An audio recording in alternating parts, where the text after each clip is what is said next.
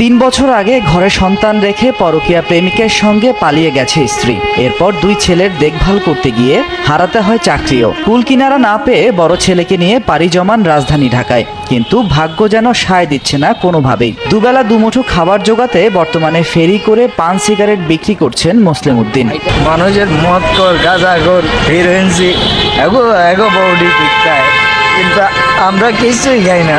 একটু খাওয়ার ভিতরে একটু পান খাই, তাও যদি এই অবস্থা হয়, তুই পরও কি করছো, ঠিক আছে, আগে কইরা চলে যাচ্ছি, এরকম না আরেকজনের জীবনটা নষ্ট করে কি লেগে যা।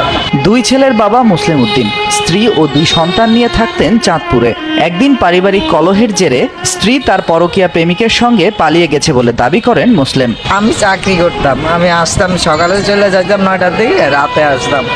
মানে এর ভিতর কি করতো না করতো আমি তা জানতাম না। পরে আস্তে আস্তে সব ঘটনা ফাঁস হয়েছে। একদিন এক রুটি বানানো নিয়ে তারে মারছিলাম, একটু কয়টা বাড়ি দেওয়াতে সে চলে গেছে। তো ওই বুঝতে পারছি না, তুমি মারার উচিলাই গেছো। স্ত্রী ছোট ছেলেকে নিয়ে গেলে বড় ছেলেকে নিয়ে রাজধানী ঢাকায় পাড়ি জমান মুসলিম। এরপর ছেলেকে সঙ্গে নিয়ে ঘুরছেন রাজধানীর কারওয়ান বাজার এলাকায়। সকালে সিঙ্গারা আর দুপুরে 1 প্লেট ভাত ভাগাভাগি করে খেয়ে এখন দিন পার করছে অসহায় বাবা ছেলে।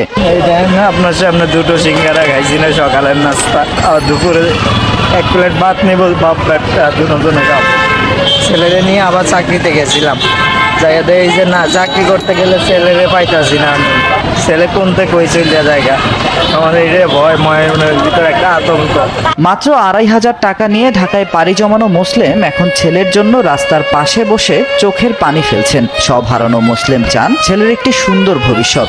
ছেলেকে ভালো মাদ্রাসায় পড়াতে চান তিনি। তবে এই মুহূর্তে অপরের সাহায্য ছাড়া কিছুই করার নেই ছন্ন ছাড়া পিতা পুত্রের। 2,500 টাকা নিয়ে আসছি এই ঢাকা শহরে, আজকে 5-6 দিন, এটা দিয়ে কোনো রকম চলতেছে। ছেলে জন্ম দিয়েছি ঠিক, আর ভবিষ্যৎ নষ্ট করার অধিকার কিন্তু আমার নাই। মানে এটা নিয়েই আমার চোখে সবসময় পানি চলে আসে, যাইতেছে। আমার জীবন তো গেছে গেছে, যাও কা পুরোটা জীবনটা শেষ হয়ে যাইতেছে। এটার জন্য খুব কষ্ট হইতেছে আমার। টানা দিয়ে বেল বানাইছে, আমি বেলটা কিনে দেওয়ার আমার তো হইতেছে না। কিভাবে এখন আমি মাদ্রাসায় দেবো? হয়তো মাদ্রাসায় যদি 3,000 টাকা অথবা 4,000 টাকা তো অন্তত লাগবে।